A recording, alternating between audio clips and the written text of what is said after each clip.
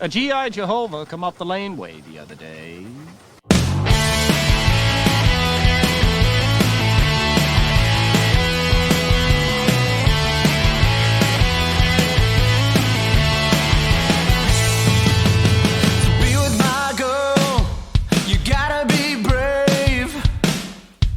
Yeah, she's the key to my heart and the shovel to my grave. And she'll never have to worry about being alone. She's got the mountain and the uncle and the funeral home. Tiara. Hi. How are you now? Good, and you? Oh, not so bad. Yay. Got some new music today. I liked that. I didn't get to listen to that ahead of time. I'm going to listen to it now. It's good. It's like it's indie music, but with a country twang. So not quite the country pop. It reminds crap. me of ska without the horns. Okay. Like it was bouncy and fun, but it didn't necessarily sound like a happy song, which is ska. Right. Yeah. I mean, the mountain, the uncle, and the funeral home. I mean, that's a cool tune. Yeah. So just a little pre-show stuff as we are wont to do. One thing I hadn't brought up recently is we have merch. If you want to buy merch that we've got, you can find it. Go out. It's really easy. howareyounowpod.com/merch. What? Yeah, merch. And just same way, if you want to join the cosplay contest, we have no one yet in the cosplay contest. Come on, and people. My birthday is the end of this month. Don't let me down. Don't let me down. Joint boy. Well, we'll get to that in a second. So yeah, howareyounowpod.com/cosplay. And if you are an independent band, like Brian Douglas Day, who we got that music from today, you can send us an email telling us you're an independent band and you are a fan of Letterkenny and you've got music that you would like to share with us and be on the intro and outro of our show, host at howareyounowpod.com. Also, we have a voicemail number that if you have thoughts, theories, questions, trivia, or you just want to say hi, anything like that, 304-50 Ferda. Also, that's the first time we did that. I was kind of hoping. I've been hoping for it. Anyway, we're giving a shout out this week to some new fans. Oh, We're fans both ways. Yes, they're fans. We're fans. Resilient Hearts Animal Sanctuary. They're a foster-based animal rescue / shelter/adoption service based out of Seattle. On February 9th, they are having a Valentine's puppy mixer at the Hellbent Brewing Company in Seattle at 3 p.m., which is actually kind of, it's in Lake City. Mm-hmm. So yeah. Yeah. Hey, and if you want to meet us, because we are going to be there. We will be there on February 9th. So anyway, you can contact them at Resilient Hearts Animal Sanctuary at gmail.com. That is also their PayPal account email. If you want to donate, they are 503 yes. or something like that. Nonprofit. They're a nonprofit organization and they could use all your help. You can find them at resilientheartsanimalsanctuary.org, facebook.com/Resilient Hearts Animal Sanctuary, and Instagram Resilient Hearts Animal Sanctuary. So we are glad to be friends with them. We got to be friends with them because they have a pack of pups with Letterkenny names. Yeah. And they're so cute. They're adorable. I literally was like, look at this one. I want Glenn. They need a Gus, though. They really do need a Gus. So, I mean, maybe if we got one. If they got German Shepherd. No, we are not getting a puppy yet. Yeah. So, yeah.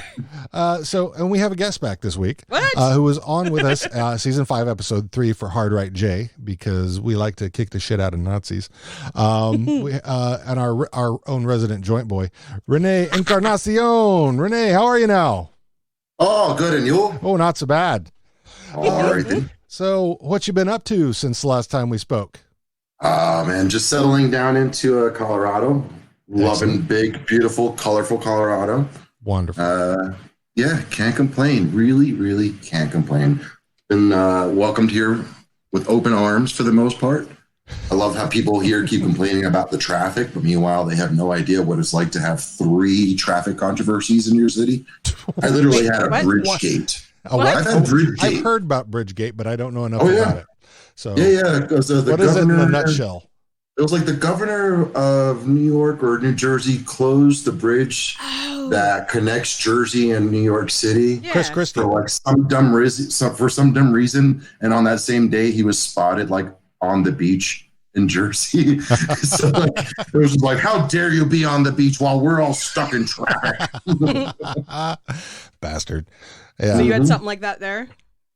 Yeah. No, that's exactly what happened there. And we've had it happen like in multiple occasions. We had a bridge shut down just so they could film a scene for Batman on it. Oh, they do that. During like, have you tried living in during LA? the middle of the weekday during like rush hour, and I got affected by that one. That was tough. So I was like, you guys don't know what traffic is like here in Denver.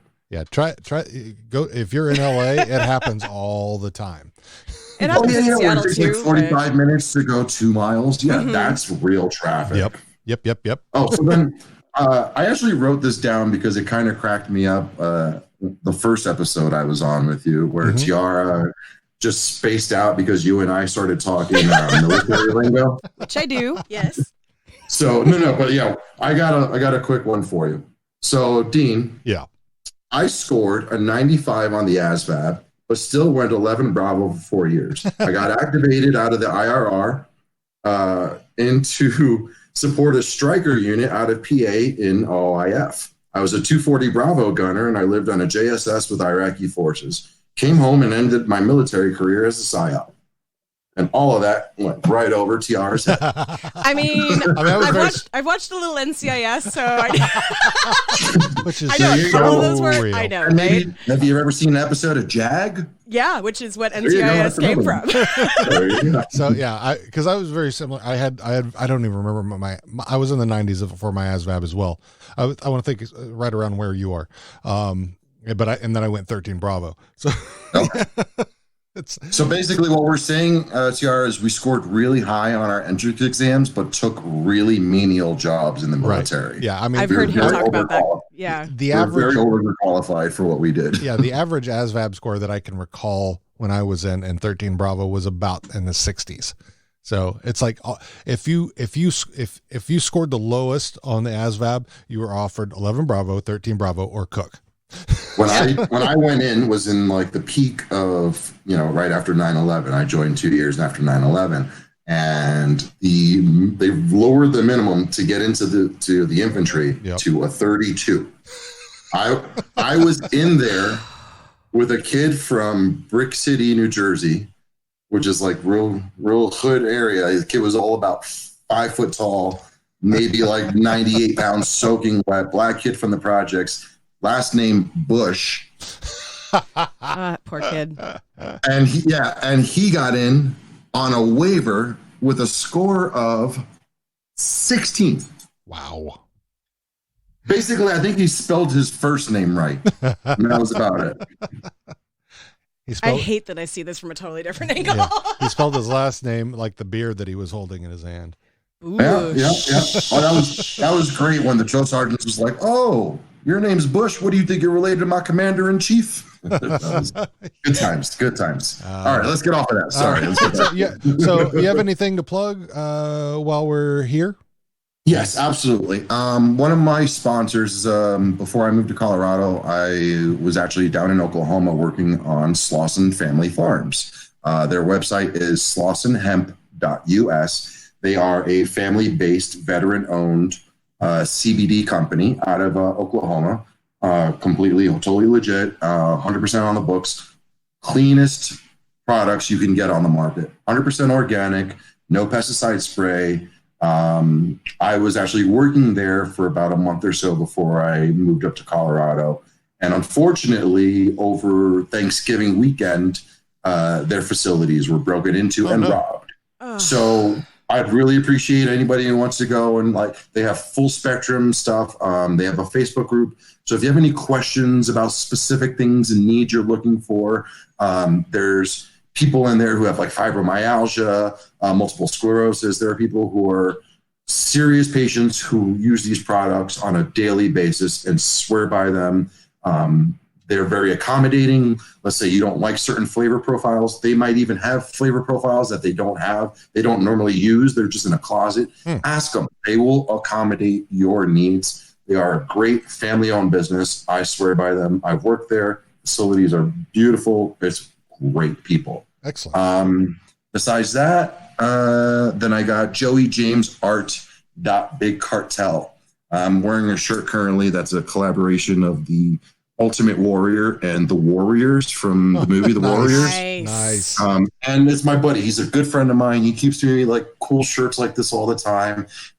He makes me custom shirts. He put like my favorite band is the Misfits. He put a Yankee hat on a Misfits skull one day and put that on a T-shirt. It's another thing. He does commissions as well. He does paintings, T-shirts, sweatshirts, whatever the hell you want. He does band logos. He does any and everything you need. He's one of my very, very close friends, Joey James Hernandez. You can find him, Google him. Again, his website, one of his multiple websites is joeyjamesart.bigcartel. He also owns Unmetal, which is like a series of like band shirts where it looks like a Slayer shirt, but it'll be like a Celine Dion. Wait, what was that? I've got a Motorhead one where it's like the skull Motorhead, but it's a cat, and then it says Tom Jones and What's New Pussycat underneath. Yeah, that's my style. That's great. Dude is hilarious. He's great art, all original stuff. Check him out, please, if you can support. Totally. He's a bro. Yeah, I'm down with that. And then my Instagram is at BetYouIDid. Everything you can find me on BetYouIDid. BetYouIDid. Beautiful. And if anybody needs to get to that information will be in our show notes. So you can find that information there. So let's get into what we did last week. Yes. Which was a quick recap of The City, right? Yes, The City, yeah. Season 6, episode 3. Our guest was Liz Orton. Music was The Reptilian Dilemma. She's hilarious, by the way. What's that? She was great. Elizabeth was hilarious. She's Right? a great guest. We love her. We very much, yes. So anyway, the premise of the show, of that episode, was that Letterkenny community taking care of its own, really, even while they're away, and the Hicks coming in to rescue Stuart and Rold from getting killed by another drug dealer in the city, which I'm assuming we're guessing that's probably Toronto. I don't know if the city for them is that big of a city. Well, I mean, Toronto, I think wouldn't be that far away. Okay, I'm just going judging on. So they're going to are you trying to say like maybe like there's a town and Letterkenny would be like a village? No, So like I'm they're saying town, village, town, city. no. No, what I'm saying is saying the city doesn't necessarily mean that they mean the big city.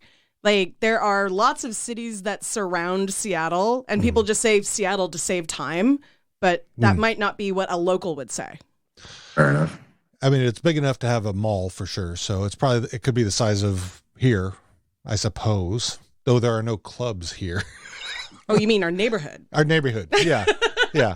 Our neighborhood, which is the size of some towns. Serious club too. That's it's like multi-level club, right? If I'm not correctly, Yep. 2 floors of that thing. We've got clubs like that downtown easily. Yeah, they had back of we the had club clubs seating. like that when I was going to clubs in the late 90s that looked like that. Very true. Oh, I wasn't born I don't know then. what they look like now. I go to like one club that I've been going to for 25 years. So Right. So let's see. So anything else I left out about that? I mean, it's really the basic premise of that episode is, always helping out your community and getting Stuart to come home right. and you care about your folks, your fans, your friends and your family and everybody. I almost interjected something from this season, but I was like, oh no, wait, that's a different fight. That's a completely different fight.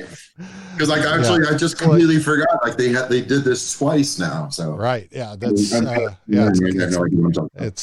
spoiler alert, it's coming up again in season 8.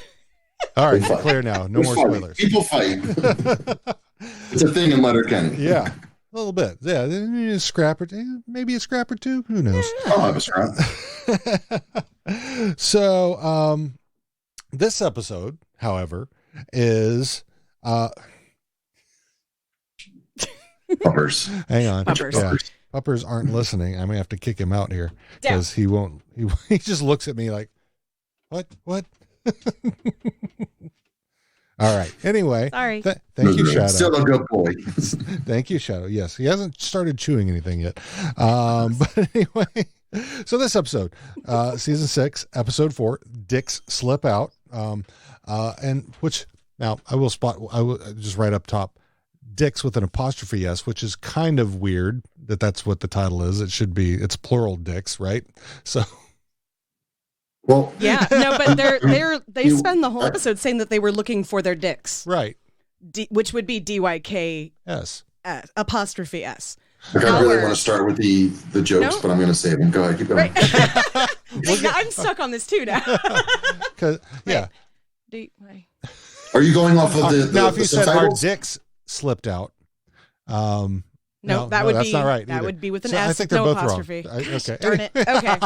So you like I are you mad that it's not Dix's? Dix's. I think that's what he's saying. No. We've lost our Dixes. If I said I lost my shoes, I wouldn't have an apostrophe S at the end, right? No, Yeah, but you're it's right. that's not a proper title though. Right. It's not a proper It name. should have no apostrophe. That's what I'm saying. That's all I'm saying. It sounds like a Brian Regan joke just in the making. Right? The mooses, the Mises, the Woodies. Technically, I teach elementary school grammar, which I'm sure this is, but since I teach special ed, I don't have to focus on it, and I Right. forgot.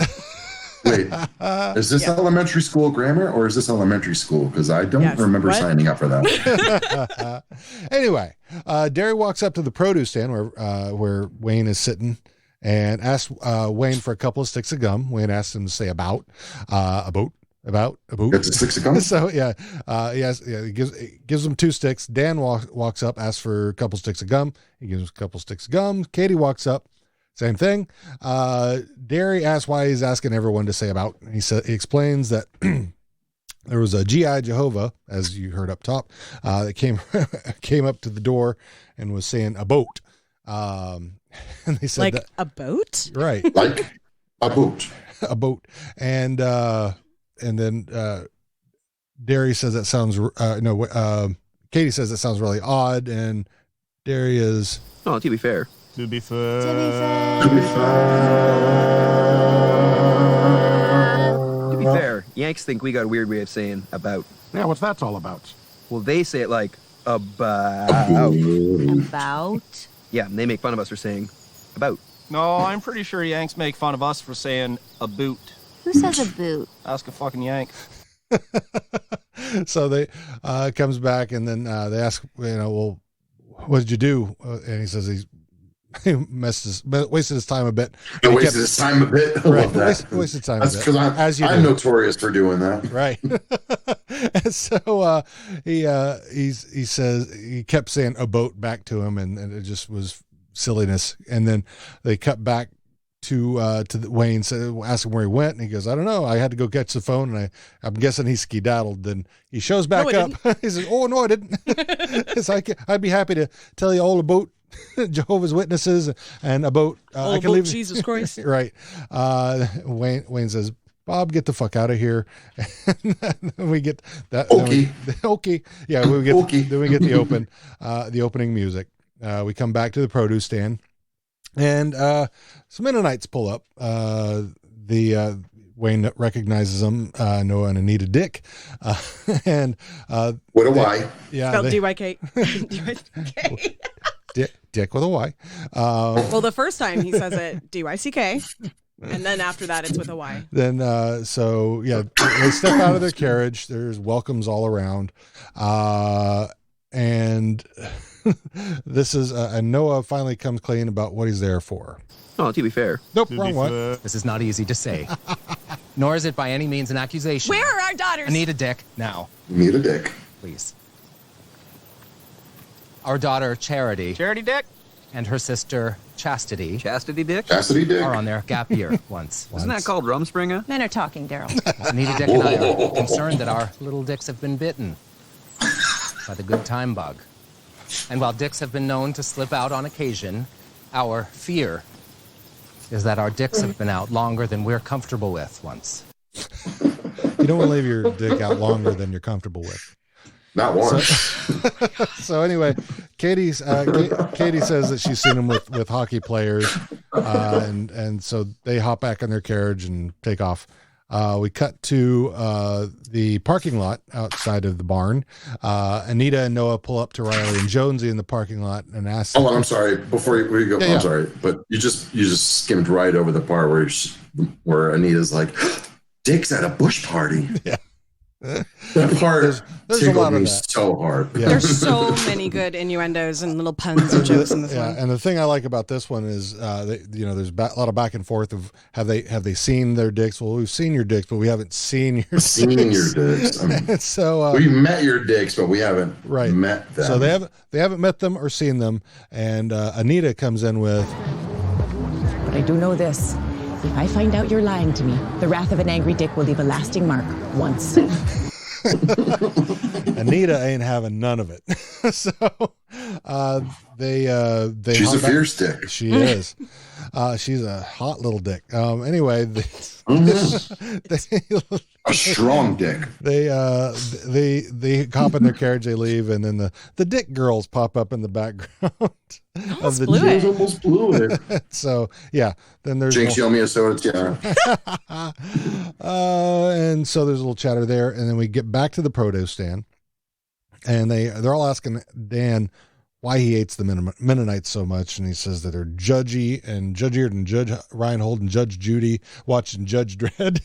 And I got that in my notes too. Lovely. I love that one. Yeah, and so he recounts the story of the tater sack race and fallen kind of head over heels, and both the potato sack race and in his heart with Lavina Dix.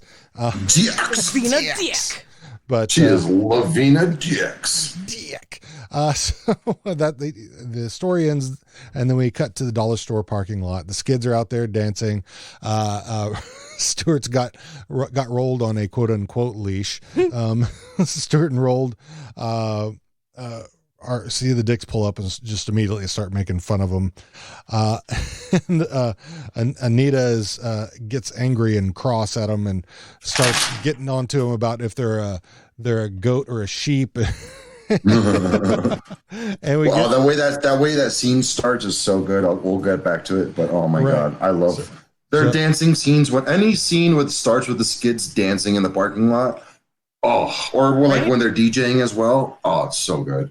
So Skids are dancing. The Dicks pull up. Stuart and Rolled are making fun of them right as they see him pull up. And so there's all this talk back and forth about the Skids being pure evil, and the dance is a signal of vertical intention. Yes, exactly. And then so it's just back and forth, and then Anita just gets all up right in Stuart's face, stepping on his boot and bending him over backwards, basically. Mm-hmm. And it was hot. Yeah, it was very hot. Yeah. It was hot. It was when, and she just, they have no need for a charity Dick. I have no need for a charity Dick. I'm useless I have no need for a chastity Dick. So anyway, Rolled. They get up in him and they finally get scared, and they tell him to go see Glenn because if there's anything going on in Letterkenny, Glenn knows about it. After the dollar store, they come back to the produce stand. Riley and Jones we get back to the produce stands. Riley and Jonesy are asking for a favor of the Hicks. To let them hide out. Yeah, because they've just been making pound cake, and they're like the renegades of spunk. Right. So that was the most disgusting thing I've heard in a while. Right? Yeah. Renegades of spunk. Talking jam, sucker. See jam, sucker. Anyway, they ask if they can hang out, and then Katie says, "Go to my room." And then it's like, "Are we?" When you usually tell us that we're banged out, but we're gonna sex, or we're gonna do the sex, or like Bangelina Jolie, or like it's like a Bang Lee movie, or like you know these people like really need some like banger management. Totally.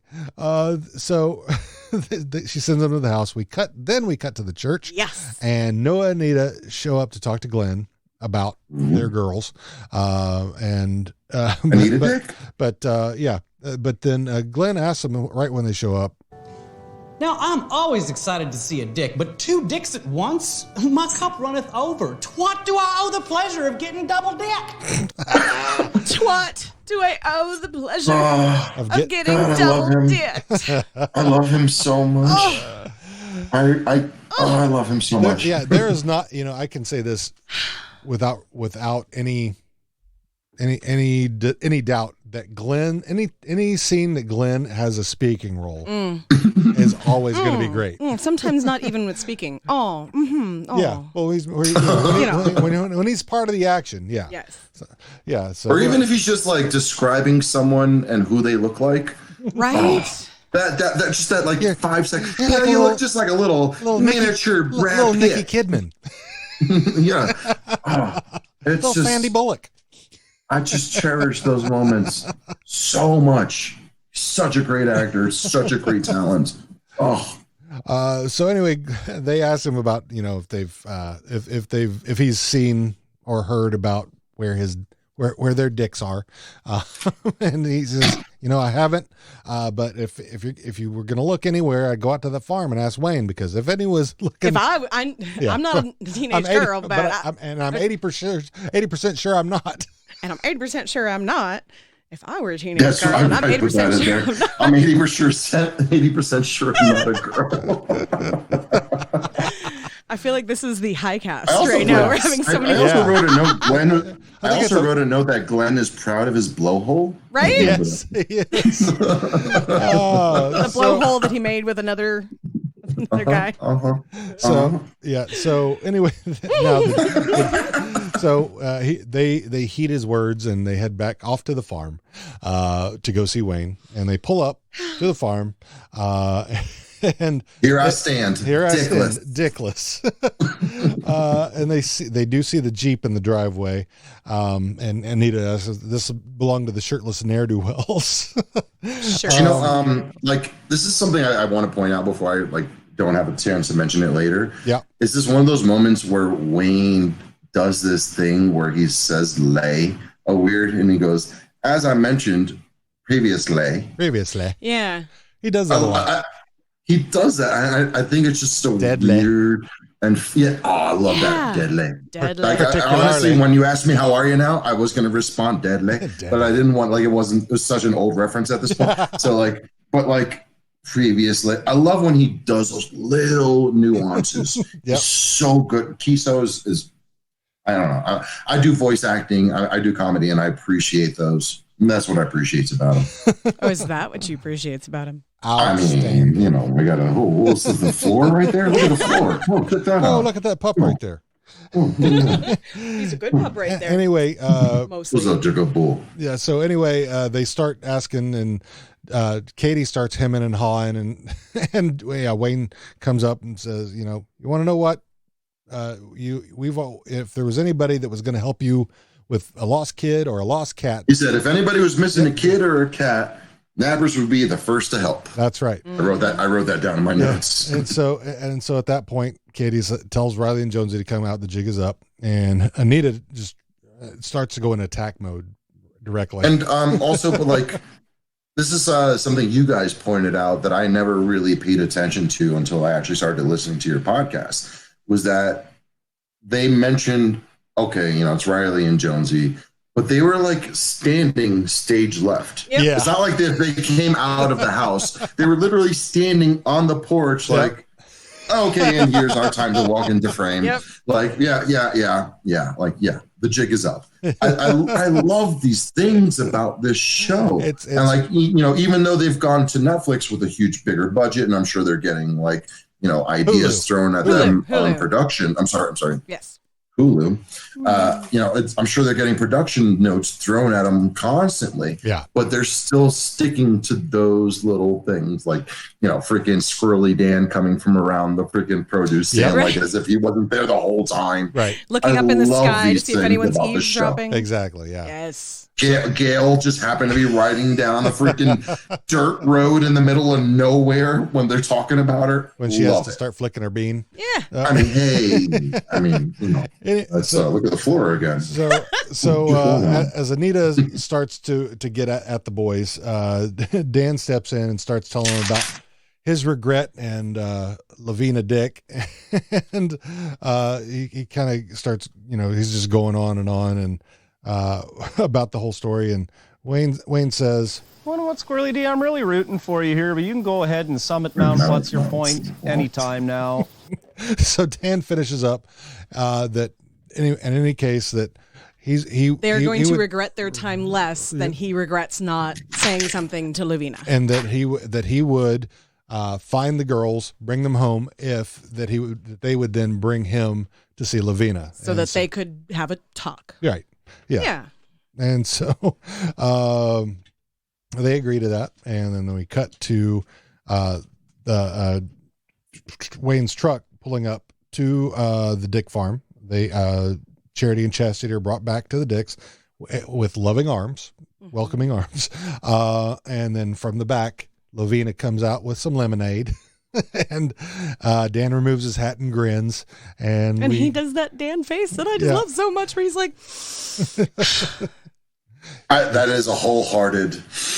I love that. I love love. Yeah. So, and then fade to black. So before we get into our own thoughts, theories, and etc., we did have a voicemail from our friend I Simply Kia on Twitter. Hey, it's I Simply Kia from Twitter, and I just called to say Anita, Dyck, and I are concerned that our little dicks have been bitten by the good time bug. Sperda. Awesome. Thank you very much, I Simply Kia. And we don't have anything else, so let's get into our own thoughts, theories, etc. Right. Now, here, I'll just kind of go off mine real quick. Yeah. One, Wayne doesn't question Katie's morning drinking with Gus and Drew in her coffee. Dude, literally, I'm starting off with like that whole sequence of events. Like, I have all three people. Their reasons for needing a stick of gum. What are the freaking odds that three people did nasty shit first thing in the morning, and like they need a stick of gum? Exactly. So. I mean, Derry, he got some rust in the pipe, the hose, He's drinking at the end of the hose, and then Dan, his was that he had OJ and toothpaste, right, and so then Katie is that she had a little Gus and Brew in her coffee. So Katie's starting the morning off with a little day drinking, as a gentleman does. Yeah. Now, so that was just an observation I had, and I love one of the things I love is when the way Noah Dyck reacts to when Katie comes out, and he's just trying to avert his eyes so harshly. All right. You know what, Dean? This is why you and I are going to be cool forever, because I have pointed that out as well. Like, he just can never look at her. Except when he's speaking, right? When he's addressing her, and he's trying to look at her right in the eye, yes, like very with one eye. And then I'm back at the floor. I'm back at the floor. And then even Anita looks at him when he's doing that. Mm-hmm. Oh, it's so. And again, when I told you guys the reason I got into Letterkenny is because of him. I am such a Jonathan Torrens fan. Yeah. I got introduced to him through Trailer Park Boys as J-Rock. Go ahead, I'm sorry. And let me bring this up. Yeah. So Jonathan Torrens was Noah Dyck. Sarah Wayne Callies from The Walking Dead, right, is Anita, and holy shit, I didn't even fucking realize that. I'm so pissed now, Dean. Oh my god. I don't really watch Walking Dead, but holy shit! The very first, when this episode first came out, we kept staring at her. We could not figure out where we knew her from, and they take forever to update IMDb. Actress, whatever the fuck you want to say, but oh my god, right? So yeah, she's amazing. Yeah. We can get to that point, but where she gets in Stuart's face about, are you sheep or are you goat? That was my next thing. So, Anita was hot when she was going up against Stewart. I mean, she was like, oh man, it was like Gay going after Tannis. Yeah. So that was like, yes, very good comparison. Yeah, very good. I got that. Noah can't look at Kay. Noah also has no problem looking at Glenn's package. Yes, could not keep his eyes off Glenn's package. Again, Jonathan Torrens, when he's like, we'll take all the charity dick and all the chastity dick you can give. So I do have some questions. Or, I have a few answers potentially. Yeah. Oh, I don't understand. Hold on, before we go Sure. too far, I'm sorry. Yeah. The first time when the Dicks encounter the hockey players, they Riley, I believe, says, "May the Lord open." Yes. Yeah, we got that too. I was gonna say before we can go too far. No. Oh no, we jumped back and forth. He was just going through his list, and I was just going. so I was we're going not- through my observations Yes. first, so that's really all I was covering right now. And then I was going to get to some questions, but yeah, We'll go back to that. But that, I got 4 pages this time. I'm ready. It's a really good one because blessed is the fruit, may the Lord open, which is from go for it. You know it. You got it. Handmaid's Tale. Handmaid's Tale. Yes. I was like, somebody? Anybody? I know you got it. Yeah, No. when this episode came out, I think was the season 1 of Handmaid's Tale. We actually, we looked it up to make sure. I got into Handmaid's Tale later, so I was like, wait, did they make in my dumb head, my ignorant head, I was like, did they make like a quote from Handmaid's Tale before Handmaid's Tale came out? Well, and I was like, no, I'm just dumb. I book- just got on board later. The book has been out for decades. The book came out in the 80s. The book has been out for decades. The Handmaid's Tale. What's a book? Oh, yeah. It's the thing that you can order on Audible and then someone reads to you. Is that what I wrote in? Is this what this is? I was wondering what this was. You can find I don't know what this word is. Audible.com. With a discount code, How Are You Now podcast. No, we don't. I wish we did. But dear Audible, do you know how many books I buy from you every month, Audible? I know what an audio book is, but I mean, what's a book? A book? I haven't been in Oklahoma, just so you know. I actually asked somebody for a teaspoon. They were like, "Oh, you mean a spoon?" I was like, "No, a long spoon with I a little need head." a teaspoon." They're like, I literally had to be like, "Do you see this?" Gotcha. So my questions. I have another observation that is a law observation question that I don't understand the once that Noah says. Right, and we can't find an answer for that anywhere. Right, and then if you know anybody who's Mennonite, which if this was 20 years ago, I actually did, but I am no longer in contact with them because Facebook. Yeah. But yeah, ask them if that's an actual. I am not like professionally, but I am a linguist. I am someone who loves languages. I try to learn the nuances and subtleties of different languages as much as I can. Etymology.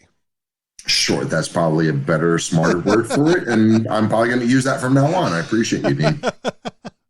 Yeah, but etymology is basically finding the roots, the basic roots, even if it's I don't even really go as far as like trying to deep dive and like Google the research behind it.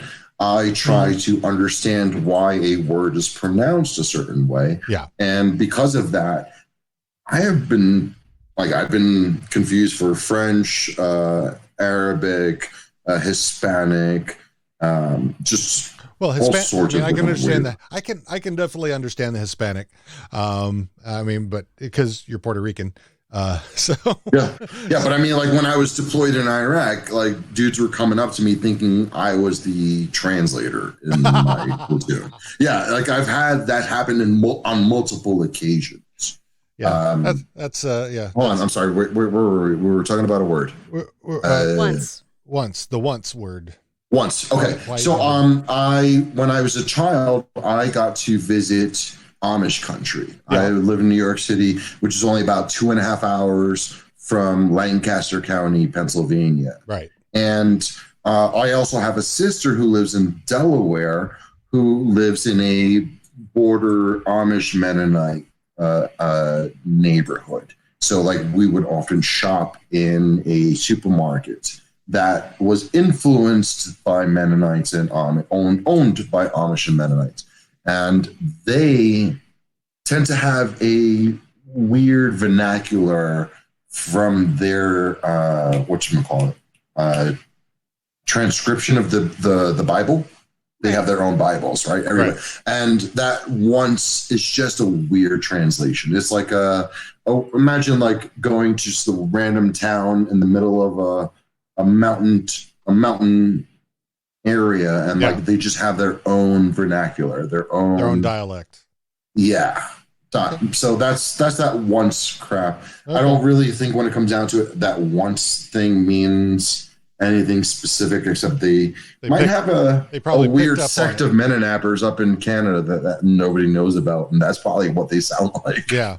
Well, like they even left words off of like the golden rule, because when he was saying it, I'm trying to remember how he said it, but he left off the "you" at the end as you would have done. Do unto others. Yeah, do unto others as you would have done unto. That's how he left it. He didn't put the "you" at the end. And then Anita said, Anita said the golden. I caught the golden. Yeah, I do remember that. The golden. I use that in yeah. my classroom. It's actually in my classroom. Their thumper is up in the top corner saying, "Remember the golden rule." My 4th and 5th graders hate it because they think it's so silly. But all I have to do is point at him, and they're like, when they know that they did something they shouldn't be doing. Yeah. So, and I got 2 more questions real quick. If Charity and Chastity are in their gap year, why are they so concerned? I mean, that's what they're supposed to be doing, is figuring it out, right? Well, they said that they had been out longer than that made them comfortable. Maybe they have been on their gap year and they were ending with Riley and Jonesy. Well, I mean, the thing is they just had the bush party from what it sounded like. That doesn't mean that that's the first thing that they've done during their gap year. Yeah, I'm willing to bet though, like their gap years. What are the options for their gap year? Oh, I mean, they like literally they're in the country. So where else would you go besides Wayne's Farm to have a good time? To have your gap filled. I mean, yeah. Oh no. I mean, oh dear. I mean, we know that Riley and Jonesy are not the only hockey players that that enjoy takedowns. So maybe they've worked their way through and they just liked Riley and Jonesy enough to stick with them for a while. Well, I understand that, but I'm thinking when they say gap year, I'm thinking it's a full year. Yeah. So that's kind of why. We don't know. Yeah, exactly. Letterkenny timeline is wibbly wobbly. Yes. Letterkenny is in the Doctor Who universe. The Who. I mean, so if we're gonna, are we into thoughts and? Yeah, that's what we're doing. Okay. Okay. Yeah, so I have one more question after this. Yeah. Okay. So I have a very deep thought. Okay. About this. I mean, the whole situation. I mean, so like Dan's hate for the Schmellies. Yeah. Like he genuinely has like a disdain. Yeah, it's for the Meninappers, right? Like he's just. Yeah, I think Dan is it's kind of like a vengeance thing. He's just holding a grudge for so long. But I mean, it has to go beyond Lavina Dyck. I don't know. They were talking about stereotypes and what they've heard and they've grown up. I'm going to get into stereotypes. I know, but that's a very typical reaction of somebody who is holding a grudge and then hears terrible things about the people that they hold a grudge against. Yeah. The difference is Dan. The only part. Sorry, go ahead. I can't, and I get interrupted. I can't remember my thought. Go ahead. It's all right. I was going to say, I apologize, but I'm going to say that I just don't understand that it goes in layers. So Dan started with the hate. Yeah. Then we go into Wayne nonstop throughout the entire freaking episode talking about how fast they are. Fucking they run. It's just like nonstop. I mean, literally nonstop to the point where even when he's finally introduced to Lavina Dyck, right? The two boys, right? The two Meninappers who are standing there right when they approach. They dart off. Yeah, they do. Like roadrunners. Like, holy shit, can they run? I don't understand it. It goes in layers. I don't really. What's the hate with the Nappers? I'm really seriously curious. Well, why they hate them Nappers? I mean, Derry is all they're shisty. So there's all. Yeah, I think the point is, they're pointing out really that all religions have their things. That they're Shaistia obviously is a Jewish reference. So I think it's just I think they poke fun at religion a good bit on the show. They poke fun at irrational hate. I mean, Dan does bother. Dan goes out of his way to say, what did he say? Just because I respects them, don't means I can't hate them. Right.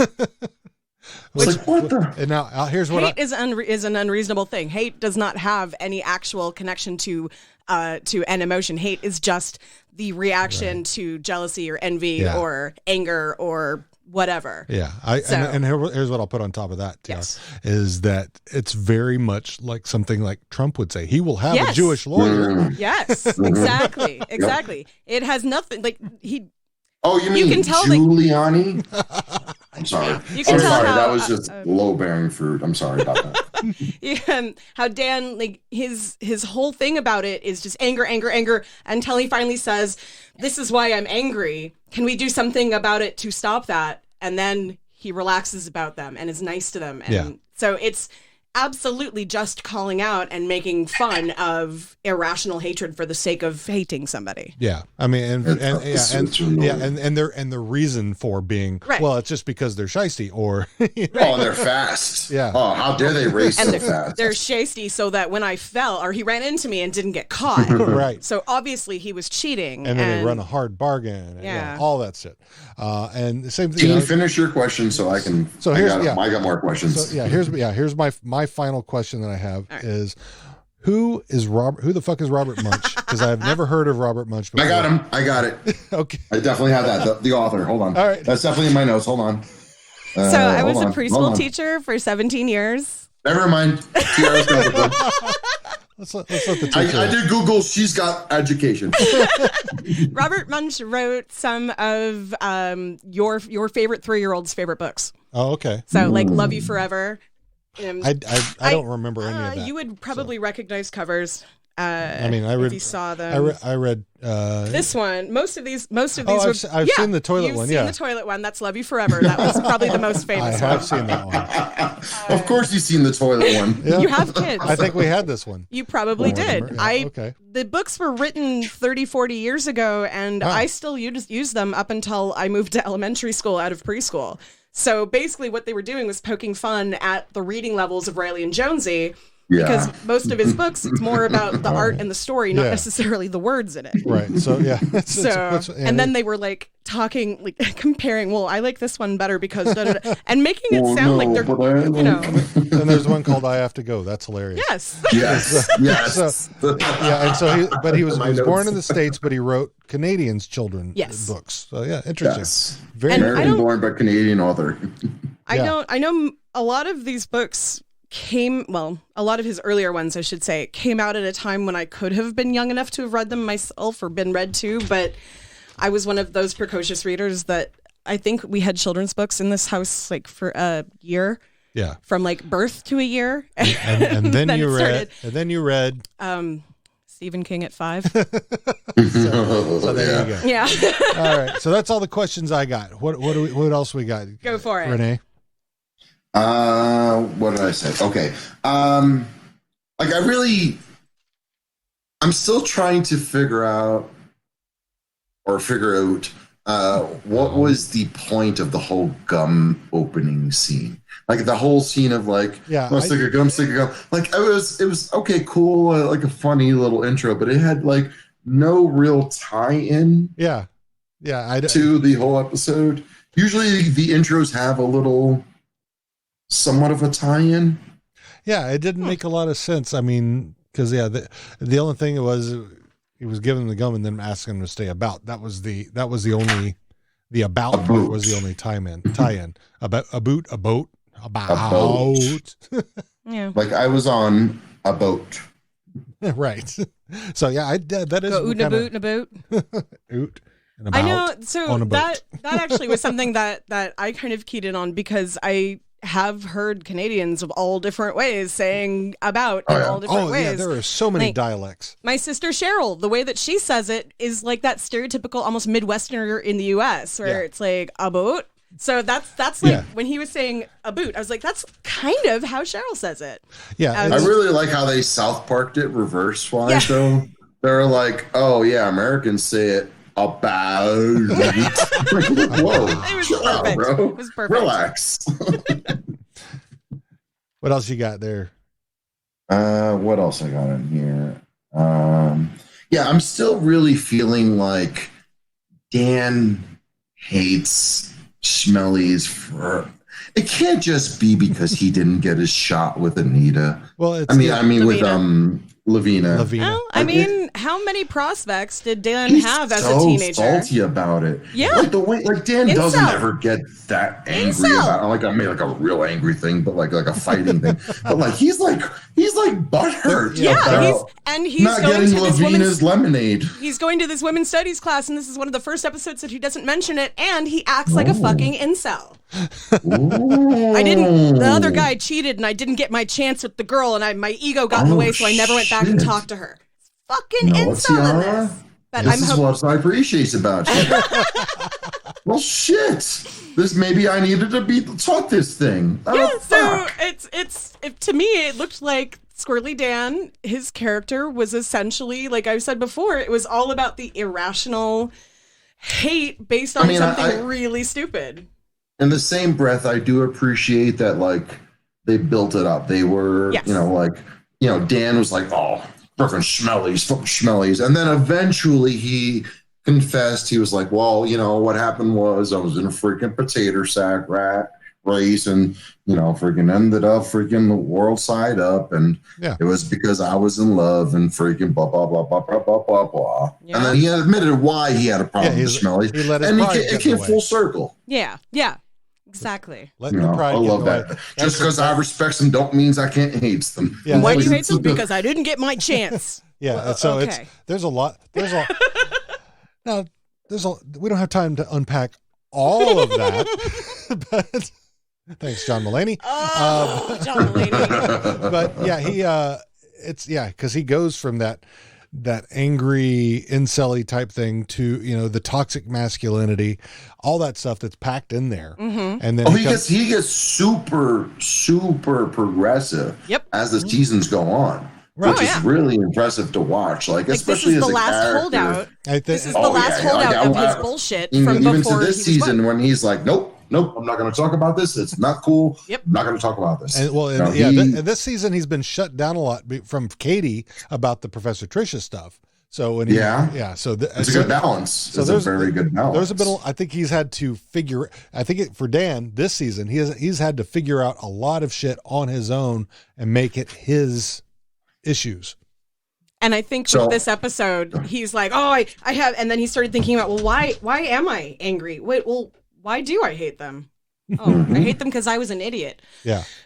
So I was an idiot. Episode. Yeah. It's a great reflective episode. So I mean, you can once you learn about yourself, you can for feminists who are woke, the woke folk who are recently woke and are taking this information and then doing the Professor Tricia says da da da da. Well, so and so that then it's great to learn that, but then you have to. It's great to hear that and put it in your brain, but then you have to learn it. It's like a feminist telling me that I buy into the patriarchy because I'm in a profession that is traditionally feminine. Isn't that a great feeling when that happens? Right. But what that feminist is actually saying, I want you to not be the thing that you want to do in order to fit what I see. Yeah. What everybody, I will give this up. Everybody's fucked up in their vision of we are all fucked up and their vision of wokeness. I mean, absolutely. Your vision of wokeness and my vision of wokeness may be two separate things. And the way I live it, I mean, if I'm being, very misogynistic, that's completely different. That's not woke at all. Right. But if I have my thing where I'm, I may be still learning, and Dan comes up with the. He's spouting the Professor Tricia thing all the time, which I think is great. That means he's trying to soak this in. Mm-hmm. I don't like that. But he hasn't assimilated it into his own thought process yet. And then Katie, the Katie is really just coming back with the opposite of, she's telling him this is not how you do that in a way. So I may understand it's annoying to her, but. Well, I think part of what it is basically make an opinion on it. Don't just spout out. Yeah. And that's it. She's being the perfect balance. Right. Well, she's trying to find the medium. I think, like, Dan to me reminds me of like a college freshman or sophomore that takes their first philosophy or psychology class, and they want to talk about it because it's so fascinating to them. Yeah. And I get that. And then there's me who's been taking psychology classes for 20 years and basically like, All right, you want to talk about... All right. Yeah. No, totally. Everybody's probably got ADHD or something. Yeah. No, yeah. Right. Yeah. Like, that's the kind of thing... And I have absolutely gotten snippy with people that will spout off like first year education stuff to me. But I think we have a problem sometimes with that, and that instead of where they're coming out and saying these things and say, "I appreciate what you're getting to. Let me tell you something that might help you." Instead of Katie's just coming back, "Get off my dick, Dan." That doesn't help the situation. Well, she's not. She's not here to be an ally. She's not here to be a teacher. Yeah. If Dan wants to be an ally, Dan can figure out how to do it on his own in her mind, I guess. I mean, people need, there's, how else is Dan going to learn? Right. In a town of 5,000 with one, women's study teacher in the town. I can understand it's hard to balance that, especially when you have someone that you're thinking would probably be on your side, right? Coming back and firing back at you, and it really makes let's bring it back. Hold on, let's bring it back to the. Hold on, before we get to this NPR is the stuff over here. I'm into, so careful. When you start getting on my special interests, that's when the autistic comes out, and I'm like, okay, let's talk about that. I like talking about that. I was gonna say, hold on. My next question is, so like they mentioned the whole thing with Dan. Tripping during the sack race. Mm-hmm. They mention a holiday that we haven't heard any other time. Oh, the Letterkenny days, right? Letterkenny Day picnic. Yes. Yeah. Why don't we have so many holiday episodes? Why don't we have a fucking Letterkenny Day fucking picnic episode? That sounds like an episode. I mean, there's another episode. There's the holiday episode this season that sounds amazing. I'm not going to say the name of it, but that I would rather Letterkenny Day picnic over a day picnic. Well, and I'm glad that where the holiday episode for this season is where it is, because our episode will come out the day before the actual holiday. Yeah. No way. Yeah. I timed it. Yeah. When the last season ended perfectly to just, stretch it out a little bit through Christmas, he was like, hey, this is what's going to happen. We were like getting into that tangent on that last thing, and I was like, hold on a second. I knew I had another question. I just literally had to flip back twice on my pages. I was like, hold on, no. I need to make this point. If people listen to us to be linear, they're at the wrong podcast. Well, that's why I saved the thoughts, theories, questions until the end, because I go through. You power through the episode, then you get through the thoughts. Gotcha. Right. Yeah. And not only that, like mostly, this is mostly, you go back to past episodes, I'm the one that goes off on these long tangents, and then he's like, okay, I'm really trying to get us back to what we were talking about. Which is Pinky and the brain. I do love this. Because it's especially, like Beavis and Butthead sometimes. When you're friends with the people that you're talking to, it's so easy. Because we have people on here we rarely talk to, and we'll have them on, and it's right on board. Did it. Mm-hmm. And then we get, like we get Liz, we get Heidi, people that we actually know. And then we just go. Yeah. But yeah. And the longer this happens, the more we talk to people online and the more getting to know them. I think on a podcast level, people appreciate this realism, this real communication for human beings. Oh, totally. We will never pretend to be perfect. If somehow the networks and powers that be want to make us the official Letterkenny podcast, that would be amazing. But they would have to know that I am always going to be the extremely awkward person that I am in real life. So. Speaking of which, drop it like a tot. I will be recontacting our upcoming interviewees here this coming week. So we'll see if we can get those lined up. I got that one, and then so what else was I doing? I loved how Derry mentioned that Mirage chocolate bars are his favorite fucking bars. Ooh, I was like, before. Bubbles in them. I'm like, I've never heard of a Mirage bar. But then, what I did? Me being a nerd, I Googled it. I got you already, Tiara. But it's I need a to look at Nestle it. bar that has little aeration balls in it. It's like little. He's like, it's got chocolate with balls in it. They're Aero bars. Yes. I've never heard of Aero bar. Where's that from? They're Canadian, yes. Yeah, but it's sides of Canada. In BC, it's Aero bars.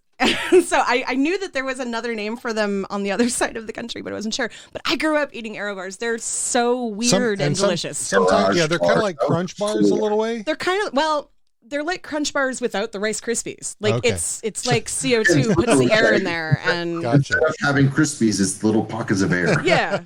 So yeah, but it's good. I haven't had them in a long. It's a weird texture, but it's a texture I like. But there are some that do make it down this far every so often. Yeah. If we end up doing that trip, we were kind of contemplating doing. We should bring some back. My mother would be very happy about that. And Nanaimo bars. We get to go to we have Hershey Park in Pennsylvania. Right. So like every time you go there, on occasion they'll give you like samples of like, hey, so what do you think about this? Like, this is not our new thing that might be coming up. You know, but they what else did I got in here? I love the shepherd goat moment where she's like, hello.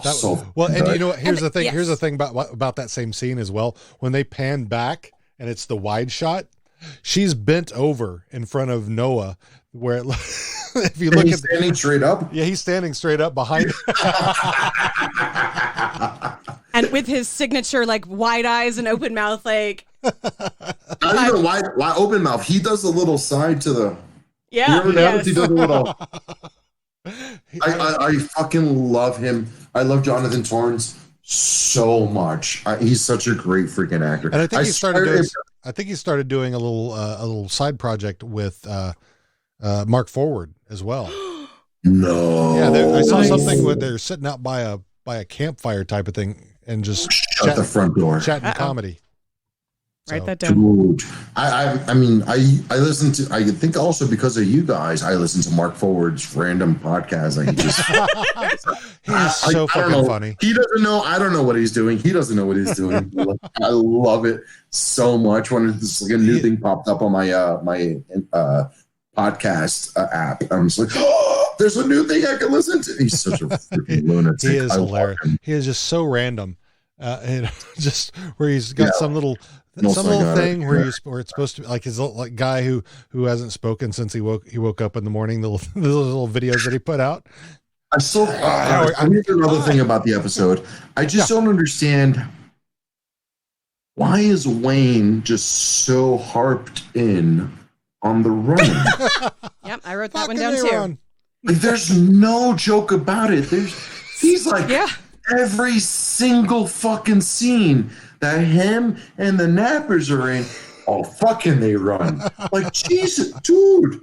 Like, so maybe like did Wayne possibly lose a race to a Napper one day? And like maybe that's why he's the scrapper. Like maybe he's the fighter now because he can't run. Like because he's athletic, obviously. The man can toss bales left and right all day. Fucking Sunday on a Sunday, he don't give a shit. But like, fuck.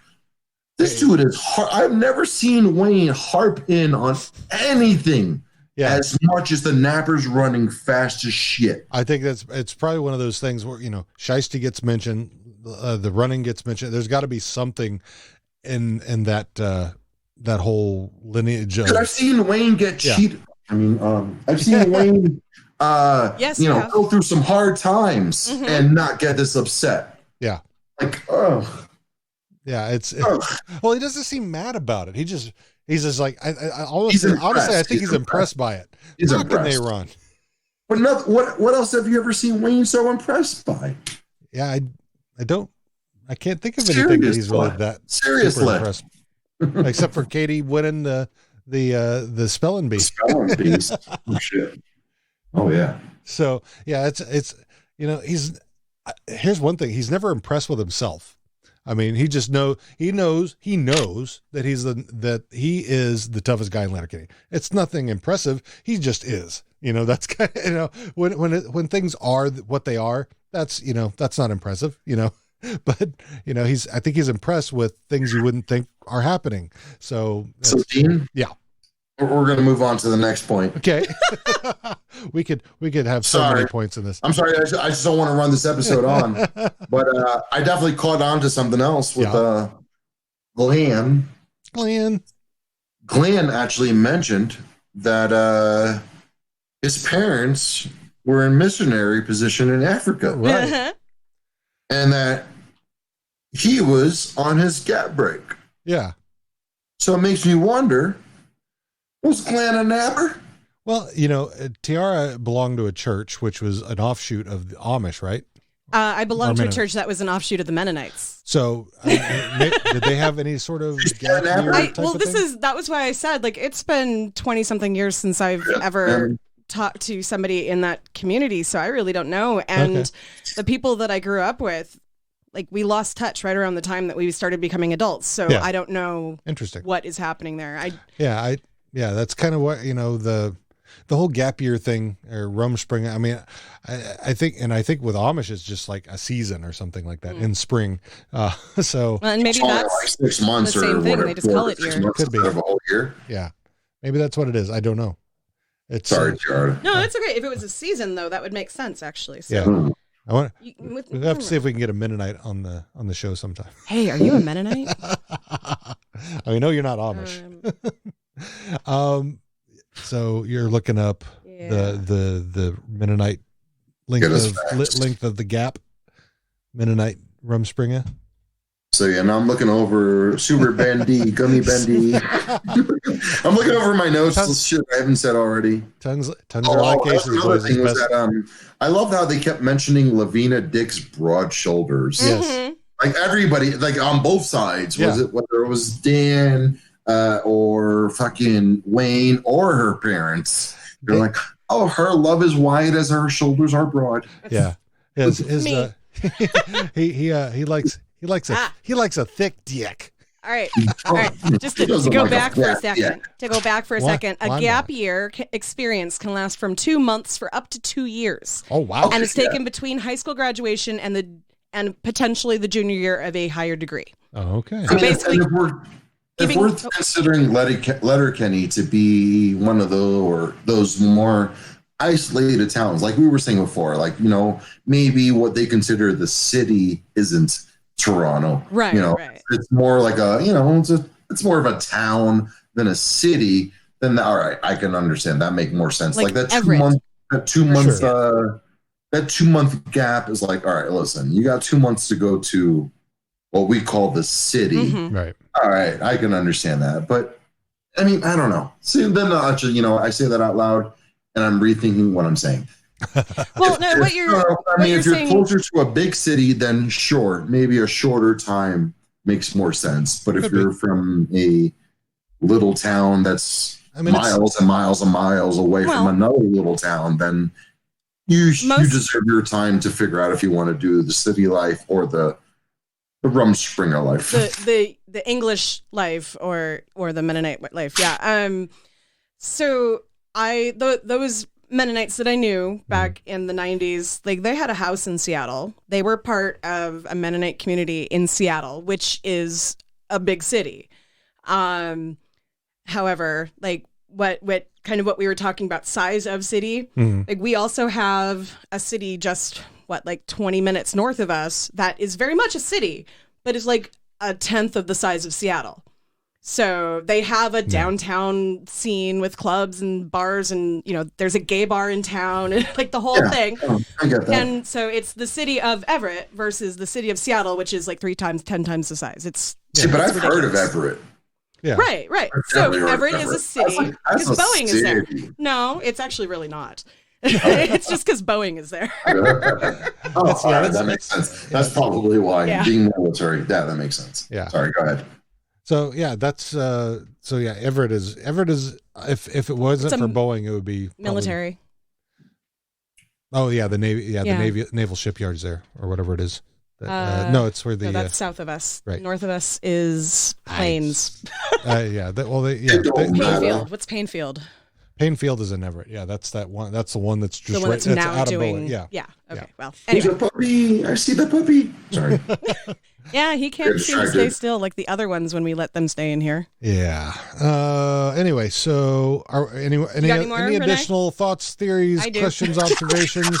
I was going to say I was laying in on hard. Tiara's. Well, Tiara hasn't really got to hers much. I did 4 pages for you guys this time.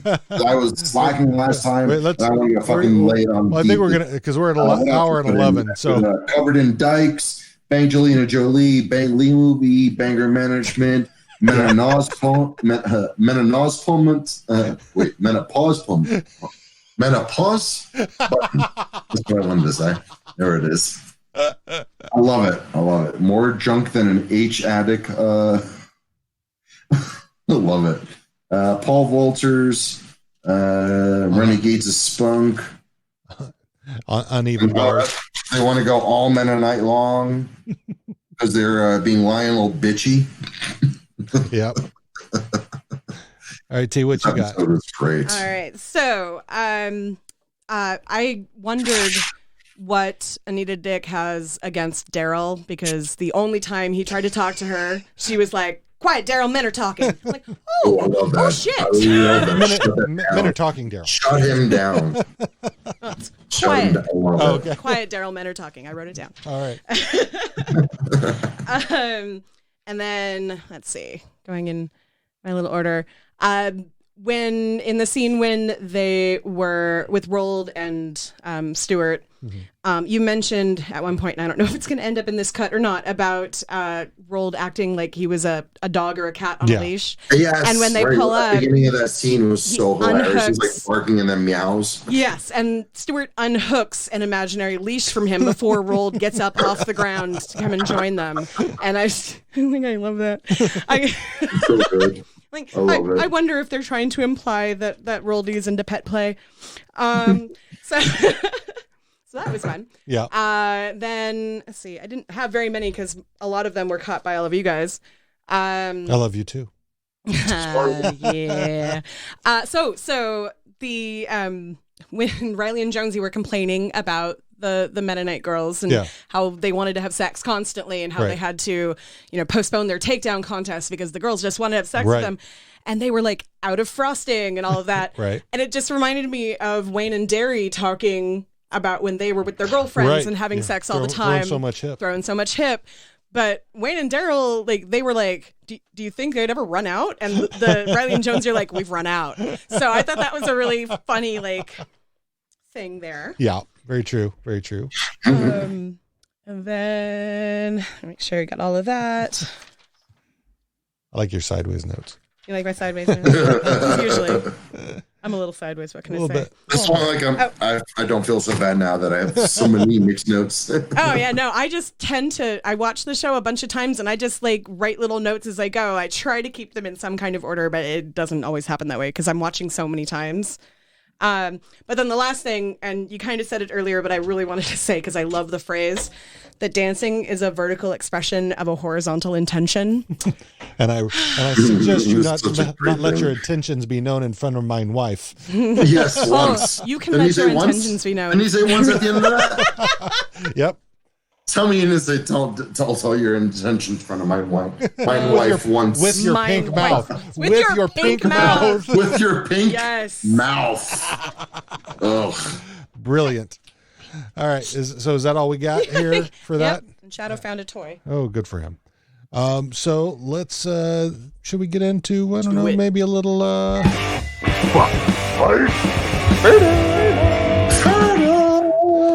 Ferda this week. Fuck Fight Ferda. Just so you know, for the folks playing along in the home game, Fuck Fight Ferda is our version of Fuck Marry Kill. We don't want to kill anybody, and we don't really want to marry anybody. So we're going to either fight or we're going to either fuck or Ferda them. So fuck, fight, or Ferda. Fuck, fight, or Ferda. Ferda boys. And for Tiara and myself, it's for this episode only. But for our guests joining along, it should be focused on this episode. But if it's your one shot, now I know it's not your one shot anymore, Rene. But but it may be your one shot to do something you didn't do last time. Right, this is true. It will be a one shot for some of these. So let's start off with wine. Wine. Do you want to get your gap filled? God damn it. God damn it. You had German Shepherd puppies in the beginning of this one, right? Yes. 3 German Shepherd. Wait. If I can hang out, right? Yes. If I get to hang out with cute puppies and have a cute guy. Yeah. All right. Yeah. All right then. Rene?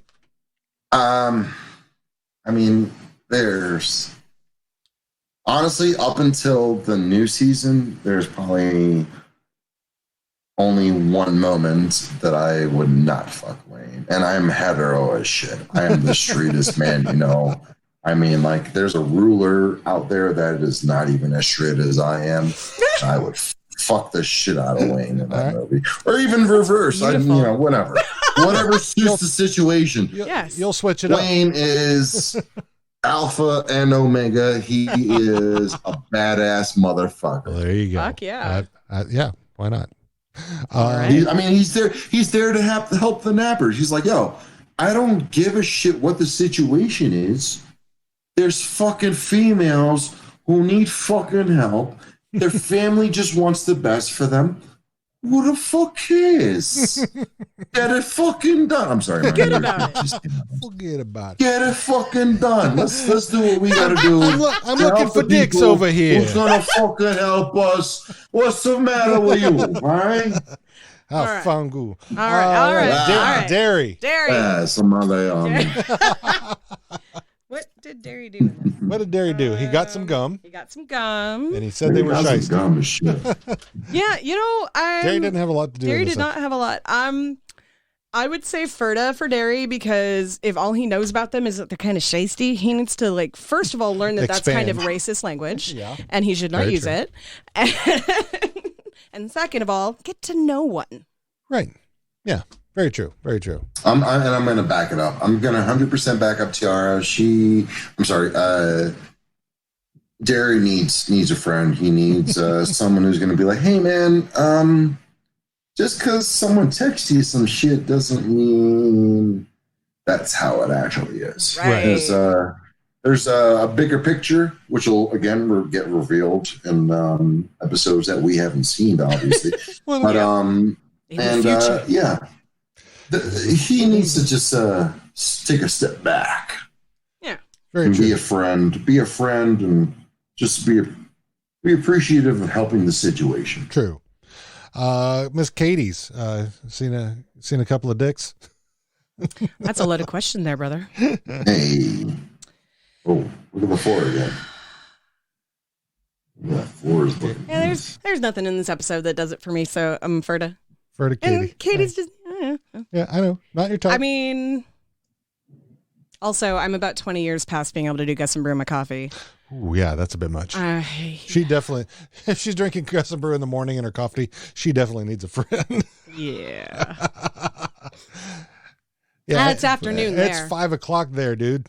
Or later. It is 5:37 p.m. Yes, there you go. We started this podcast at actually 4:20 p.m. I have it recorded. It's on. I lit up a joint. Blaze it. Me and Miss Katie's are going to have a good time if the opportunity is available. All right. That's all I'm going to say. Absolutely. Got you there. I would be blessed and honored for the opportunity, and that's all I can say. All right. Squirrely Dan, with or without Lavina Dyck. Ooh. He is Lavina Dyck. Squirrely Dan needs a friend desperately right now because he's so angry about something that happened. My assumption, I was going to say somewhere at least probably 15 years ago. Was it really 15? Yeah, because he was 15. Yeah, he said he was 15. Really? Yeah, hold on. But they're not 30 on the show. Well, at this point in time, they very well. Maybe. Wait, what season are we in now? This is season 6. And then we determined that they were in their early 20s. So yeah, they're approaching 30 if they're not past it. Yeah, but I'm saying they're definitely not 30. I would think at this point, I would say that they're at least 28 probably at this point. Okay. Yeah, but still, I mean, I'm sorry, I'm 36, so that's why I'm like, hey, they're not 30. You're a baby. I'm taking it defensive. I'm 41 in 2 weeks, and I look good. God damn it! You're 40. Excuse me? No, you're not. 40, how dare you? Don't lie to us like that. For some reason, I thought you were turning 42. I love that you're trying to age me. No, I thought you. 1979, just baby. Said, okay. No. What? Yes. Bullshit. You were not born before the 85. I think stop it. It's because I turned 50. It's because I turned 52 this year. Yes, you turned 52. Dean, I turned 41. Dean, you done struck gold. Either way, let's get back to Letterkenny. You're only old. You're only as old as the woman you feel. So what are we saying about Squirrely Dan? I said Ferda. He needs Squirrely a friend. Dan. For me, in my books, Squirrely Dan only gets fucked in my book in couple situation, and I think I've only wanted to fight him in one episode. So in this, He's definitely in the bro dudes. The Ferda. All right. And speaking of bro dudes, Riley and Jonesy. They also desperately need a friend. Yeah, I think they're out of spunk anyway, so fucking's out of the question. I mean, but they could still, if you want to, they could, I'm gonna go fight. All right, you're gonna go fight. Yeah. I mean, like, yo, hey man, you guys are bringing drama to the town. True. Like, get it together. Like, the village. parents are looking for the village, the town. Yeah. They're not city. But I mean, like, well, it sounds like they're not cityists. Actually, we can go back to that. They're not cityists. They're not city folk. They afraid, know though. better. I think they're afraid, though. Yes, they are. So, but I mean, they're being led by antennas that are leading them in wrong directions. I think they're afraid that they're going to get whooped by a Minenapper, maybe. But who knows? I mean, if anybody you're going to be afraid of, it's Wayne. Yeah, well, Anita might get after you. So, I mean, she doesn't get violence once. So, what did you want to say, Riley and Jonesy?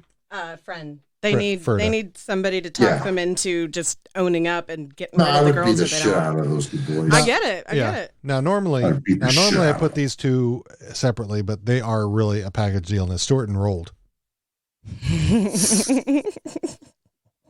They're Sorry, now I'm imagining puppy play with Rolled. Because in this episode, they are seriously on the same wavelength. Oh yeah. Yeah, no, they're innocent bite senders at this point, though, right? True. Oh, yeah. I mean, they're just hanging out. They just I actually didn't write this in my notes, but I'm like, holy shit! Wait a minute, those fucking that group was just like, they're just standing there doing their regular thing, ass bullshit, doing nothing, not bothering nobody. To be fair, so to be fair, yes. When Anita and Noah came up and said, "Have you seen our daughter?" Not being confrontational at first, Stuart did kind of act like an asshole. Oh yeah. These are meth addicts, though. Yeah, they're meth addicts. Like, you can't approach meth addicts on a normal. Stuart, however, is sober. Stuart is sober. He's just walking around and playing along. It seems. Yeah. Stuart. Yeah. Anyway, shit. No, she didn't. She just spit out. Almost. Anyway, we just talked about that in the last episode. Yep, we did. Sorry. Awesome. I will say this. I did talk to our trivia maven, Awesome, and she said it was definitely not them. What? No, the character was definitely not them. Right. Because the voice has to. No, she's saying it was Jared Kiso and Nathan Really? Dales. Yeah. Okay. Yeah, I was wondering about, you're talking about the animated? Yeah. Is that what you're talking about? Well, yeah. If you're talking about that. Well, at the end of in the city episode, there's that. Well, let's finish fight for it. I'm gonna write a note about Letterkenny, and then we will get to that. No, it's okay. I started that. I deep dive. I'm being a linguist. I'm so into, like, I heard that. Yeah. I was like, hold on a second. Right? Yeah. Poop in your eye. Come on. It's like, beyond. So, Stuart and Rolled, where are we on that? Are you? I said friend. You're Ferda. Yeah.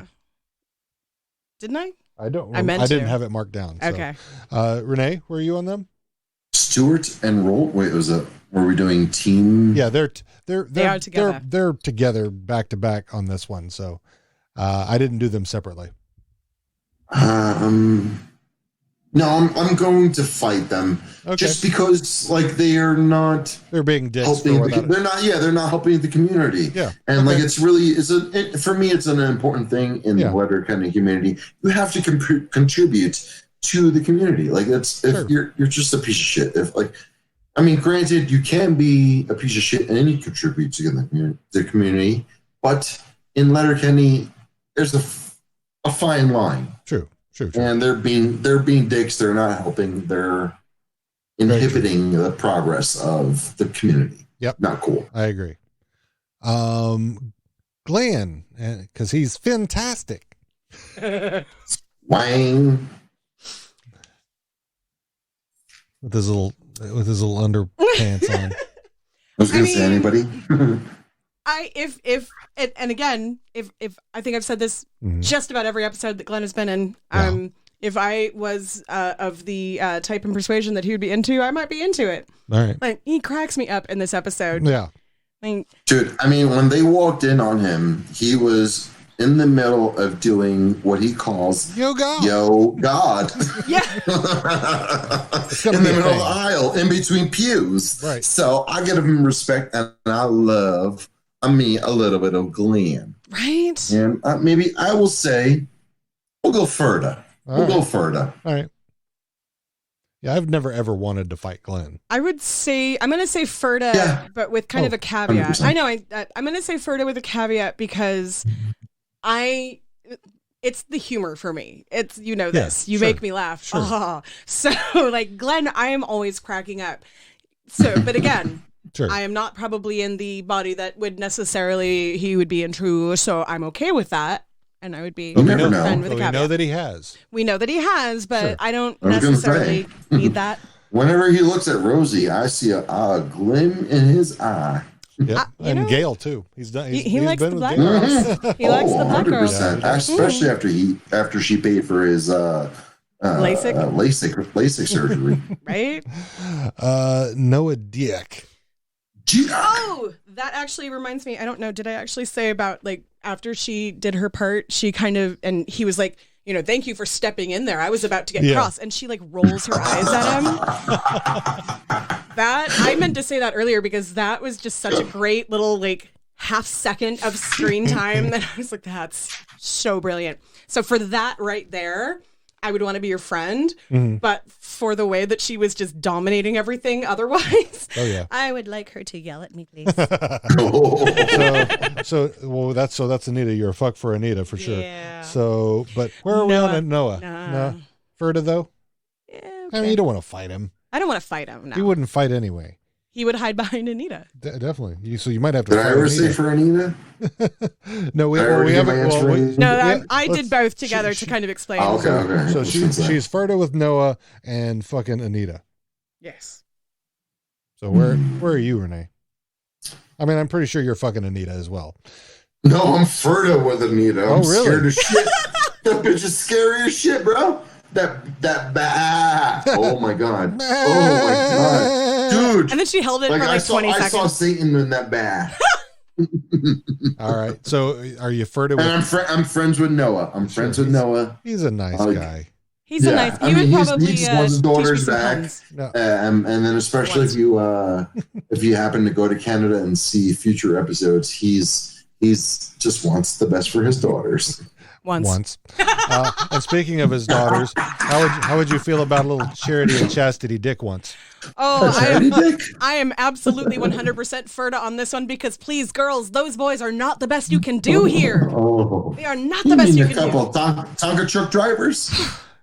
But sorry, at least pick one that wears a shirt. I mean, they can go and go and go and go and go. Apparently not. They're out of frosting. Well, they've gone for a while, apparently. So. Oh my God, Dick's at a bush party. So, Renee, where are you with the little Charity and Chastity Dick? Do you need a little charity? I'm gonna have to let the paint dry on that one a little while. So we're Ferda on that one then. Okay. Oh yeah. And this is the one that I really want to know. What about Bob? Bob. Oh, Bob. Bob. Yeah, Bob. Oh, Bob needs a Ferda for sure. Bob needs a Ferda for sure. Don't know if I want to Ferda. I kind of want to corrupt him.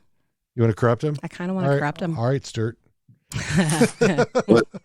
I'm a New Yorker. I am super aggressive against people who are knocking on my door at the wrong time, the wrong day. But guess what? I'm hyper aggressive against the people who are like, yo, I need to teach you how to do this properly.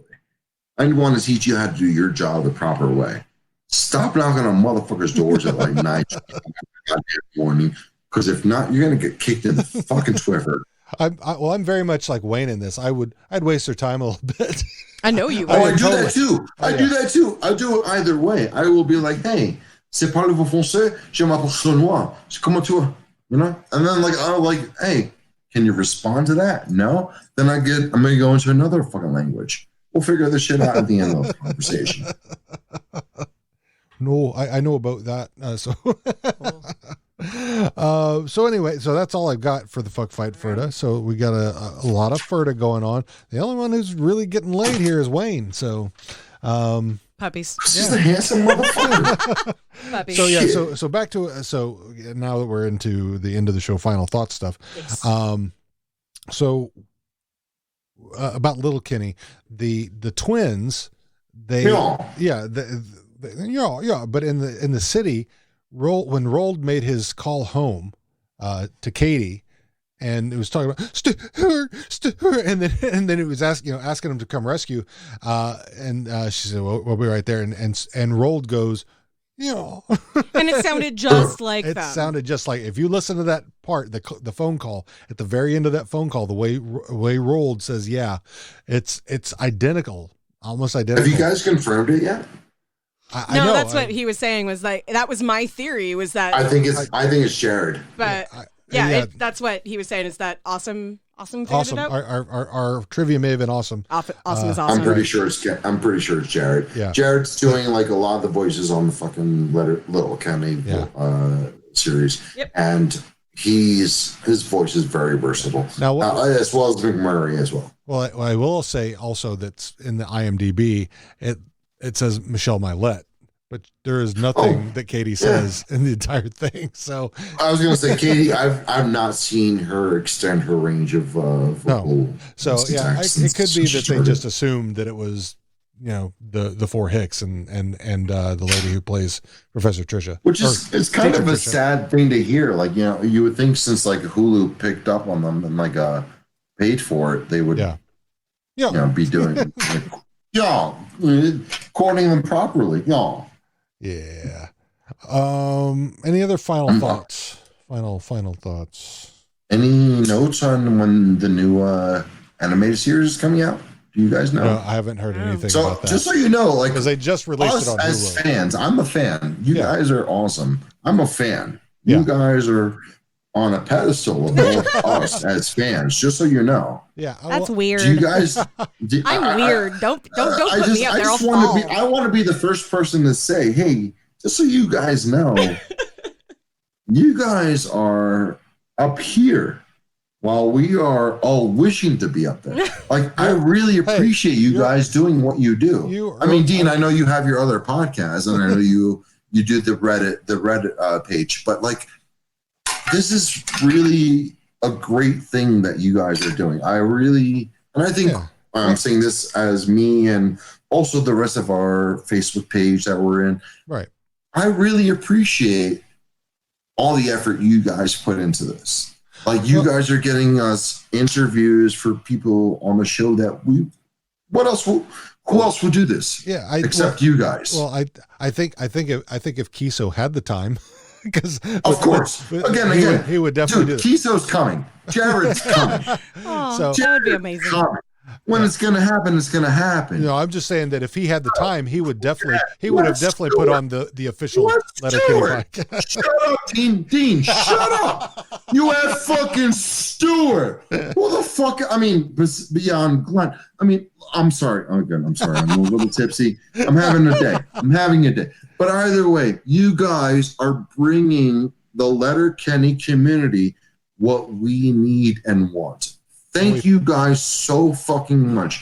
The whole episode, I've been looking at the screen. Right now, I'm looking at the camera. Yeah. Thank you guys so fucking much for doing what you guys do. You guys are putting extra effort in. You guys are doing above and fucking beyond. Thank you. That guy. This one right here. Dean does all of the stuff. I'm just here to be pretty. I'm just here to be pretty and make people laugh at my weirdness. Dean's a veteran. He's got his things. No. Tiara, thank you as well. You are a fucking educator. You are a fucking scholar. You are someone that, granted, you and I are not sitting on the same page politically, but either way, you are someone who is trying to meet in the middle. I love you guys. I appreciate what you fucking do. Go home. I actually do have one thing because my Google Foo took a really long time to figure out. I did have one thing I wanted to do at the very end here. I forgot you were Googling the whole time. So, no. Letterkenny is a town of 5,000, right? Edit out that last part out. All right. Well, you need to listen to this because this is a three-way conversation here. Drop it. Please. So, Letterkenny is a town of 5,000. Yes. A town starts to become recognized as a city at 20 to 30,000. Okay. Toronto is 2.9 million. So there could easily be 100 cities that are the city within like a few miles of what we think the area is. So, Could be. Yeah, we would have to. the big city would probably be a totally different trip for them. Could be. Yeah. I mean, it just imagines of where you're. Are you? If they refer, it depends on what they see as the city. Right. That's my point. Is it? But the fact that a city can be a city at 30,000. Yeah. 100%. Yeah. I mean, Seattle, I think, is in 1 million, right? I don't know what Seattle is. Now there's another thing I need to do. Yeah, because I know that like Everett is over 100,000. So Seattle's we're not even. No, that was 2017. Well, in 2017, we're not even at 750,000. Yeah. So it's grown. I've only lived in giant cities, which is weird. Like I don't understand what it's like to live in. I mean, granted, I've been deployed to those little cities, right. but I will never understand what it's like to live in a small, big city. I've only lived in New York City and Denver. Yeah, Everett. So Everett Will is. we wrap up? Yeah, we're wrapping up. So sorry. No, just because I need to. There's some out stuff we're going to do here real quick. Yes. We're going to cut this down now. So you're good. You're fine. So next week. I literally just went through like half a bottle. All right. So next. I'm gonna mute you for a moment. Just a moment. So this week, can you hear us still? Yes. So next week will be season 6, episode 5, Different Strokes for Different Folks, with our longtime friend from Twitter and Patreon and Discord. Yeah, you should check us out on the Cast Junkie Discord server as well while I'm thinking about it. Reagan Sicard. Yay! Yeah, we've talked to her forever, but this will be the first time she's been on the show. Is that true? Yeah, it is. Holy shit. Okay. Yeah. Unless I'm forgetting something. I mean, we have been doing Was she this on Podskier? No. Huh. Yeah, I think Tumblr. It was Tumblr that we found. No. Where did I talk to this person? I don't. Probably she's on Twitter. Okay. Okay. So anyway. Like, I know this person. I know the name. So yeah. So she will be on here. She will be our. I think she will be our youngest.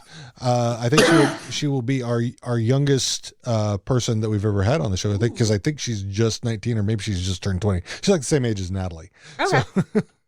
So, but yeah, I look forward to that. And and today has been great with Rene, and then. And the music here, we're going to end off with our friends at the Brian Douglas Day group with a little music called Obstacles.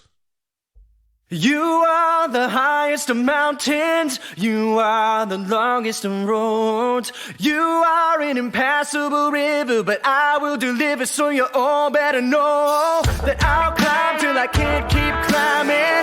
I'll drive till the engine explodes. Swim as long as the moonlight shimmers. I ain't scared of no obstacles. Thank you for listening to this episode of How Are You Now, the toughest podcast in Letterkenny. Today's music was brought to you by Brian Douglas Day out of Columbus, Ohio. You can find him at briandouglasday.com or on social media at Facebook, Brian Douglas Day Music. The intro music was The Mountain and the Uncle and the Funeral Home, and the outro is Obstacles. Also, we want to thank our good buddy Rene Encarnacion for joining us again. It's always a pleasure to have our friends on and chat about these episodes.